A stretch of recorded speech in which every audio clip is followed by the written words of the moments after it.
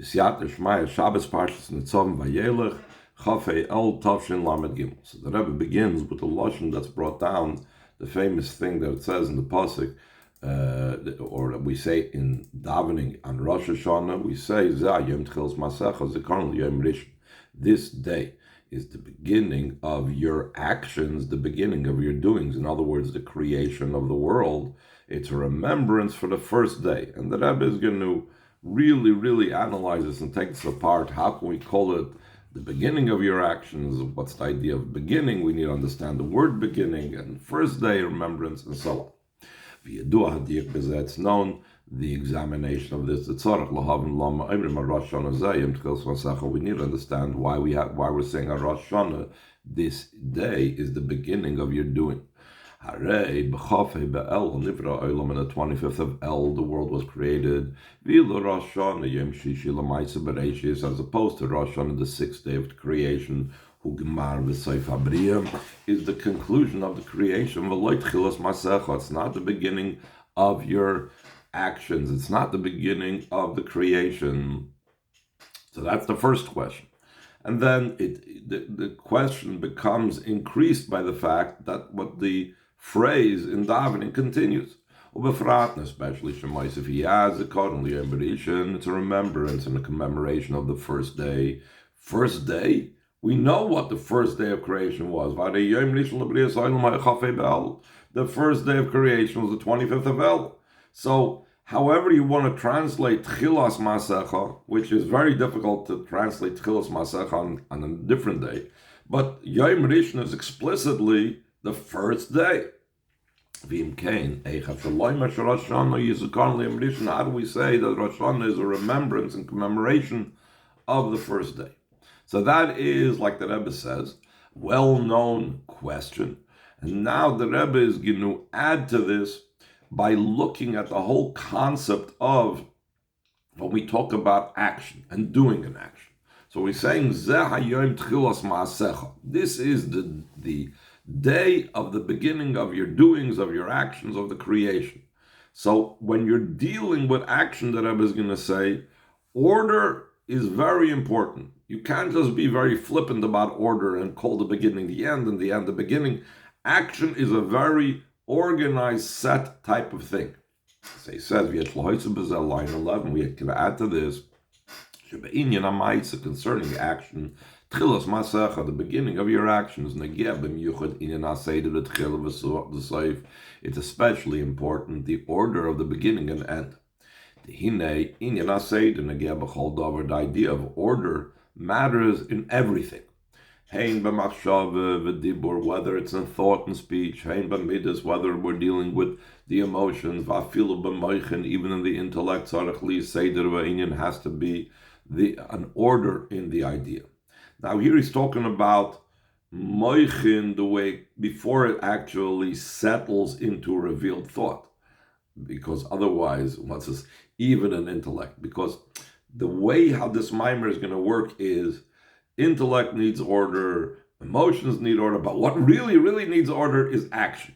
So he first of all begins why intellect might not need so much order. So again, he's talking about the idea before it came to fruition in the mind, the source, the core concepts.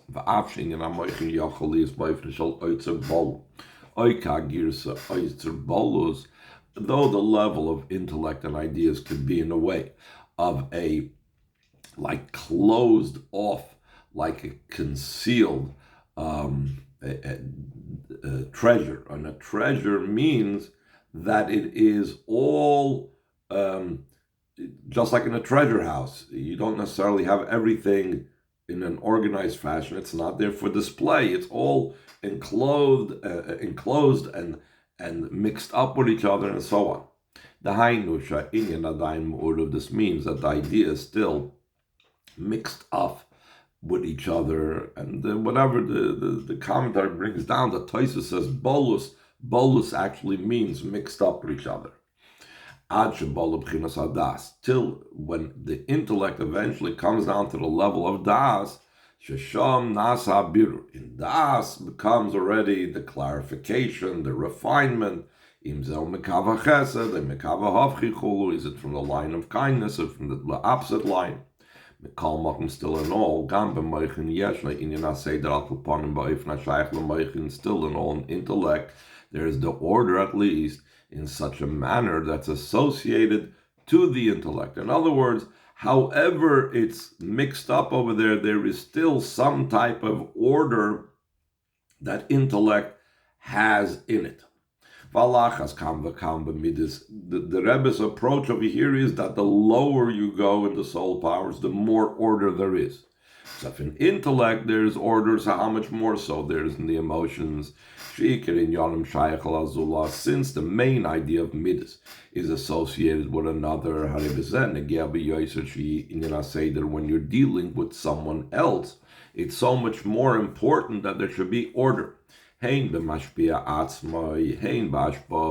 in the one that is transmitting it, that the one that's transmitting it needs to have it arranged and organized, and also in what he is transmitting, that has to be organized. And so too in the manner how it's received by the receiver, it also needs to be organized. So this is going to be the underpinning concept why there has to be order as we descend, because the more it has to do with externalities, the more it matters about the idea of order, the more of a role order plays. Last line on the page, there has to be the idea of order when you come to thought. How much more so, b'dibur, when it comes to speech, there has to be order. Since through speech is the main connection with another, so it's understood that in this, it matters even more so that the hashpah should be in an organized fashion. A person needs to speak with intelligence. In other words, we see sometimes a person can be so excited and they're trying to communicate an idea or something, an event to someone else that has made them extremely excited and impassioned, but they're not speaking with das. They're not speaking in a way of intelligence because they're so overwhelmed by the emotion and everything is just coming out without organization. It's very important that when you communicate, when you speak, there needs to be order. It says in line 3, second page, more so it matters the order of beginning and end. What's the beginning, what's the end, and the idea of action. You can't put on, let's say, the roof of a house before you have the walls or the beams. Everything needs to be built in an orderly fashion. First you lay a foundation, then you build up the walls, then you build the roof. That's the way action and creation works. Therefore,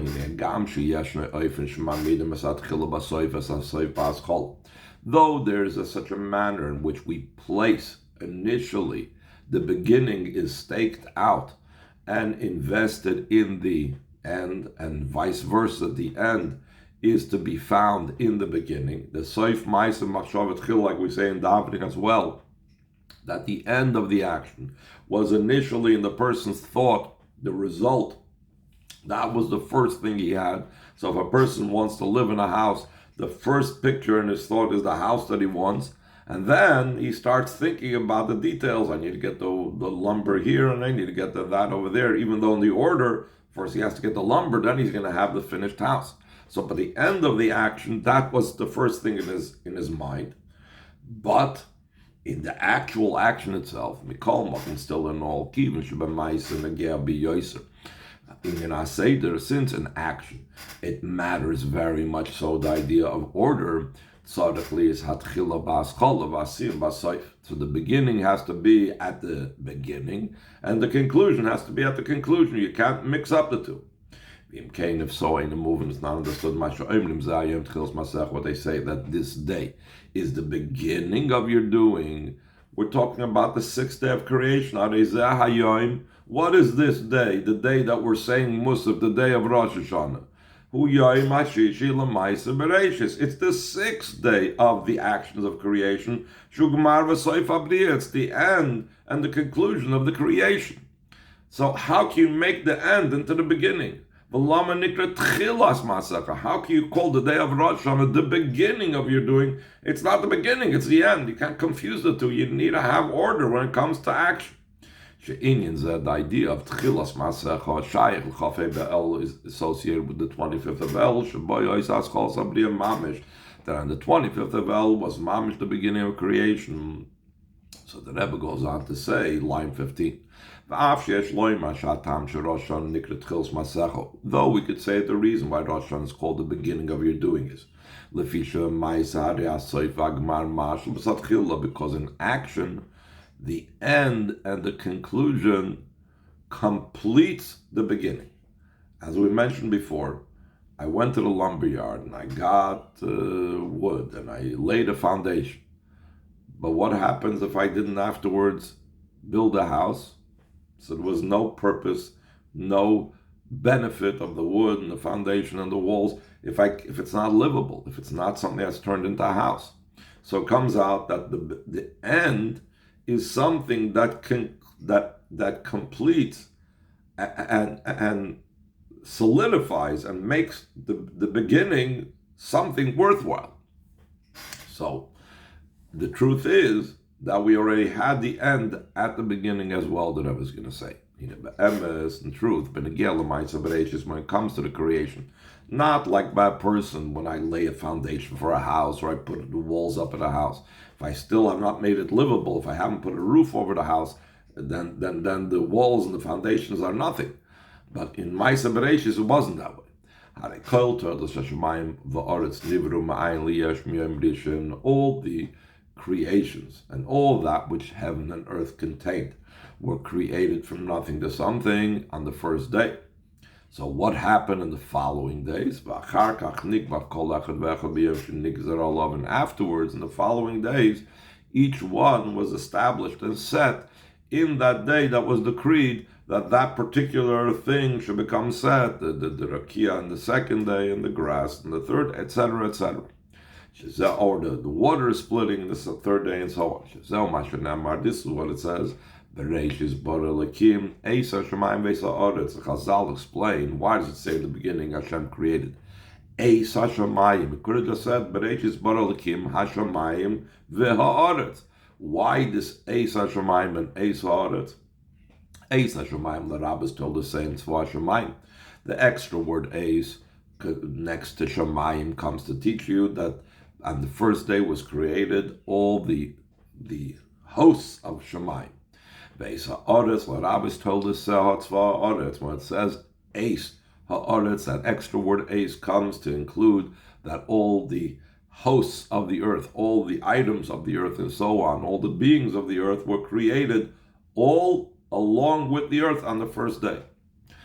In a similar fashion, it says Eila told us Hashemayim va'aretz v'hi baram limedcha shekulam nivru berishon. The Chazal derived from the fact that it says Eila told us Hashemayim va'aretz v'hi baram, when they were created. How could that be when it's saying on the whole 6 days of creation? After the whole 6 days of creation, it says this is the offspring in the time that they were created. What do you mean? They were each created at different times. But really, when there was the heavens and the earth created, all these other things that we enumerated through the 6 different days were really created in the first. Benimtza comes out in the first day, which was the 25th of El, the date of the Shabbos, the date when the Maimer was said.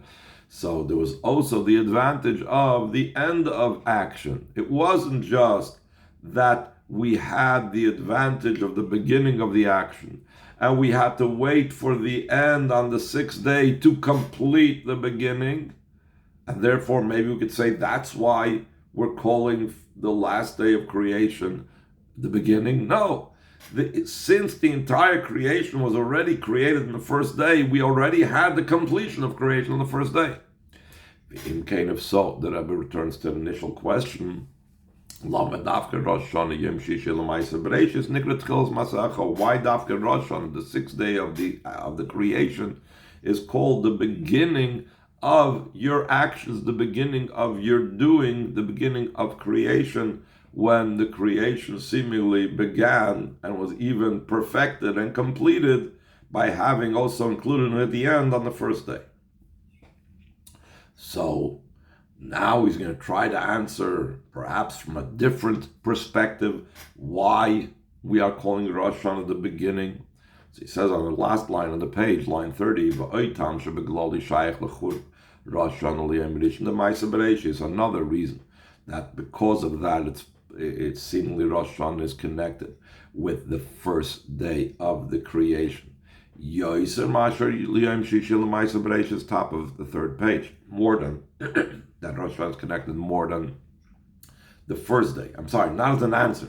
Another reason why the other way around, why Rosh Hashanah should have been more associated with the first day than the sixth day. So he says, why does it make more sense to connect it with the first day than the sixth day? Not the way we say it, that Rosh Hashanah is the sixth day and so on. The main idea of Rosh Hashanah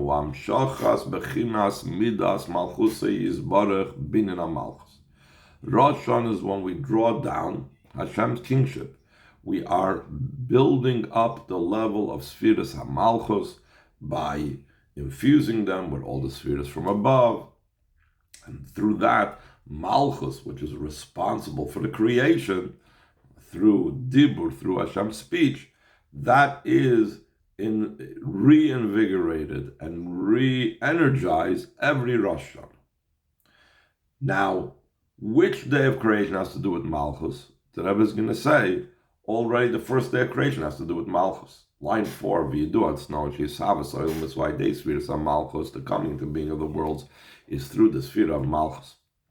The Sfiras HaMalchus, because the sphere of Malchus is the supernal speech, like it says, Basher Dvar Malchus, since the word of the king rules. In other words, a king rules through his speech, through his words. A person down here, or a regular human being, how do they get something done? They actually have to get up and do it. A king, on the other hand, commands. A king rules through saying that it should be done, and it's done. So this idea of Malchus is the idea of speech, and therefore, Viksiv, we see that the creation took place through speech, because by the speech of Avai the heavens were made, and by the breath of his mouth all of his hosts. Chazal said, with the 10 utterances, the world was created. Specifically through the level of saying and speech. That's how the world was created. Also, the idea of speech was present on the first day of the creation, the 25th of El. Though the specific 10 utterances took place over the entire span of the 6 days of creation, the Chazal said the world could have been created with one utterance. And Chassidus explains it doesn't just mean could have, but it did. That is the utterance of Bereshis Bara Elokim, like the Chazal say. If you look at the Asar HaMoros, it really only says 9 times Vayomer. So what is the 10th Vayomer? What is the 10th Maimar? The Bereshis Nami Maimeru, because Bereshis is also an utterance. The Koilas Kol Sharam HaMoros. And it includes all the other utterances, and that's what it means that with one utterance the world could have been created, meaning that in Bereshis all the creation took place. The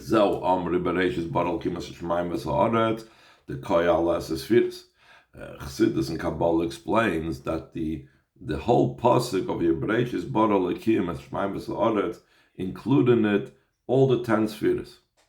Bereshis, Reishis Chachma is the level Chachma has to do with Reishis, and so on. The Kabbalah goes through how it goes on all the the 10 spheres. And when we talk already about the 10 spheres, it's not just the 10 spheres. Shem koilolim as kol seder ha'ishtalshus. It includes the entire chain order of descent. That means, therefore, that what do you have in the Maimer of Bereshis? You have not just the Shemayim v'Aretz in the physical sense, but you have included what Hashem uttered and spoke through His Malchus in the creation of the 10 spheres and creation of all the worlds. And even more so, you find on the first day, Ubefrat, and especially, in the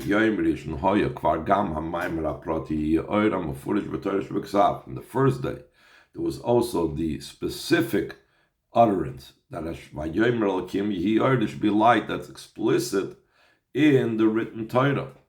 Now, when you talk about light, you're not just talking about the light that we have physically down here, but you're talking about all the revelations, meaning all the light that was ever come into being to create the entire Seder Ishtalshlus. Not only is it talking about literal light, that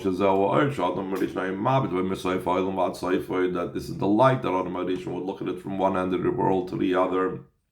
Dainus means Shezakoil is called Seder Ishtalshlus. It includes the entire chain order of descent.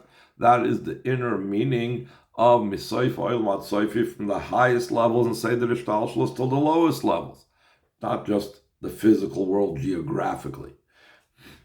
Valpizeh, if so, based on this, that with the first utterance, with the first mimer, with the first saying Bereshis bara Elokim, and the first actual Vayomer Dihi Oyer, everything was already created by Hashem's speech. If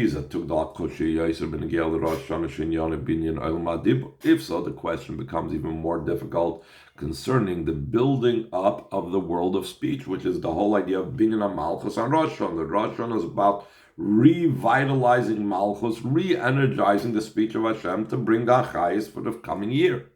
Why was it established on the sixth day of creation? Top of the page Ches, of the fourth page. That is called, this is the day of the beginning of your doings, the beginning of your actions, the beginning of creation. Not in the first day of creation. Already on the first day of creation, there was the supernal speech. There was the speech of Hashem necessary to vitalize and create and energize the world. That through that speech, there was the coming into being of the world. So in a similar vein, we need to have a rejuvenation of that speech. We are rebuilding our Rashon of that speech. So why should you wait till 6 days into that power of speech to reinvigorate it, to draw it down from anew, like the Alter Rebbe says in Tanya Negeres HaKodesh over there concerning Mereish Hashanah V'Adax Hashanah, the ever Rosh Hashanah comes down a new chayis for the upcoming year, and that new chayis is what we said before about Binyan HaMalchus. When did Malchus go into work? When did the speech of the Eibishter initially go into the work for the entire creation, for the entire Seder Ishtalshlus? It happened on the first day of creation. So if we need to have on Rosh Hashanah the Binyan HaMalchus, the building up of creation, the reinvigorating, revitalizing Hashem's speech, we should do it on the anniversary of the beginning when Hashem created the world with His speech.